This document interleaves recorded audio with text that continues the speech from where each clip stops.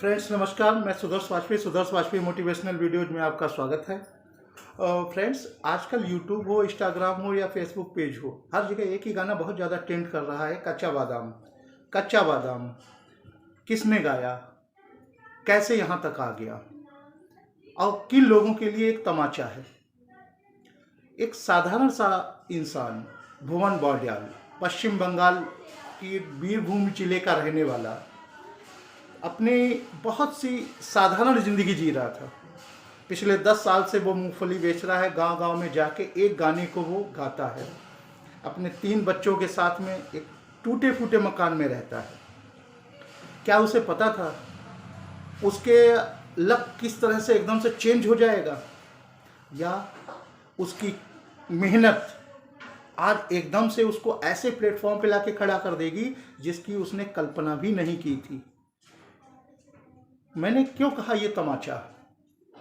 आप अगर भुवन बाडियाल की पर्सनालिटी को देखें, क्या उसके पास कोई डिग्री है, क्या वो फेस वैल्यू है उसकी ऐसी। बहुत से लोगों के पास में ऐसे एक्सक्यूज रहते हैं कि यार वो इसलिए सक्सेस हो गया क्योंकि उसकी पर्सनालिटी बहुत अच्छी थी, वो इसलिए सक्सेस हो गया क्योंकि उसके पास में उसकी बैकग्राउंड बहुत स्ट्रॉन्ग थी।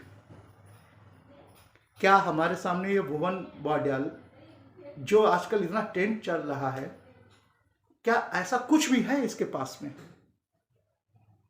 तो ये एक बात तो तय हो गई कि सक्सेस के लिए जरूरी नहीं है आपके पास डिग्री हो, आपके पास में अच्छी पर्सनालिटी हो, आपकी बैकग्राउंड बहुत स्ट्रांग हो, फाइनेंशियल आप बहुत ज़्यादा स्ट्रांग हो, ये कोई ज़रूरी नहीं है। ज़रूरी ये है आपके अंदर जो टैलेंट है वो किस तरह से बाहर आता है। अब जौहरी ही इस चीज़ की पहचान करता है। शायद ऐसा ही उसके साथ में हुआ कि जब वो गाना गा रहा था, कोई एक यूट्यूबर आया, उसको ये गाना बहुत अच्छा लगा, उसने इस गाने को आगे प्रमोट किया। फिर ये रिमिक्स में हुआ और नवंबर 21 में ये इंटरनेट पर इसने धमाल मचाना शुरू कर दिया। लेकिन इसकी शुरुआत कहाँ से है? इस गाने का निर्माता कौन है? भुवन बाडियाल ने किसी से कॉपी तो किया नहीं था। वो अपने एक देसी भाषा में अपने इस गाने को मूंगफली बेचने के लिए गाया करता था, जिसको सुन के लोग एंटरटेन होते थे और उससे मूंगफली खरीदते थे। आज उसकी मेहनत ने उसको कहां से कहां लाके खड़ा कर दिया। एक साधारण सा इंसान जिसने कोई कल्पना नहीं की थी। लेकिन एक बात तो तय हो गई, योग्यता किसी परिचय की मोहताज नहीं होती है। थोड़ा समय लग सकता है, लेकिन अगर आपके अंदर वाकई में वो टैलेंट है तो एक समय वो आएगा जब आपकी पहचान एक अच्छे कलाकार के रूप में स्थापित होगी। इसका बहुत बड़ा उदाहरण ये भुवन बाडियाल है। मेरा आजकल की जो नई जनरेशन है, जो बहुत ज़्यादा फ्रस्ट्रेटेड हो जाते हैं, थोड़ी सी असफलता मिली, फ्रस्ट्रेटेड हो गए, डिप्रेशन में चले गए, फिर ये कई बार अपने लक को भी मानने लगते हैं कि यार मेरी किस्मत साथ नहीं दे रही है। इस तरह के एक्सक्यूज इनके पास आते रहते हैं। सोशल साइड ने केवल भुवन बाडियाल ही नहीं है, ऐसे कई सितारे दिए हैं पिछले 2-4 साल के अंदर, जिनकी बैकग्राउंड कुछ नहीं थी, नील थी, वे जीरो से उठे हैं आज और सिर्फ अपनी योग्यता के दम पर उठे हैं।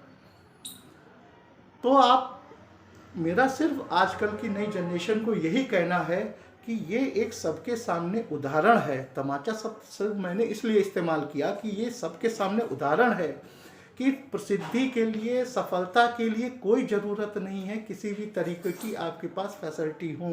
अगर वाकई आपके अंदर हुनर है तो आप सक्सेस हो जाएंगे।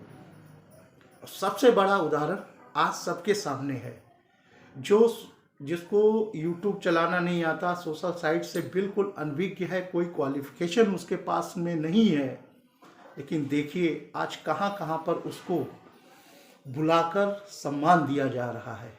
अरे भाई, उसका तो गाना जब ज़्यादा फेमस हो गया था तो वो डर की वजह से पुलिस के पास चला गया था कि हमारे गाने को कुछ लोग यूज कर रहे हैं और मुझे इसका क्रेडिट मिलना चाहिए। उसको ये भी नहीं पता था कि क्या उसको करना चाहिए, क्या नहीं करना चाहिए। तो मेरे भाई, दिमाग से फितूर निकाल दो। कि आप सक्सेस नहीं हो सकते हो, कि आपकी पर्सनालिटी नहीं है, आपकी बैकग्राउंड नहीं है, आपके पास में बोलने की तमीज़ नहीं है, सब कुछ सुधारा जा सकता है और सीख लो इससे। अब अपने आंखें खोल के देखो कि जो लोग कहते हैं वो गलत नहीं कहते हैं, कि सफलता आपकी बाधक कभी नहीं बनेगी अगर आपके अंदर योग्यता है। आप हर व्यक्ति के अंदर योग्यता है, लेकिन हम परख नहीं पाते हैं कि हमारे अंदर एक्चुअली स्पेशलिटी है क्या। आप भी झांकिए, शायद आज एक भुवन बाडियाल निकला है, कल 10 भुवन बाडियाल निकलेंगे, इसी तरह से निकलेंगे जैसे ये निकला है। नमस्कार।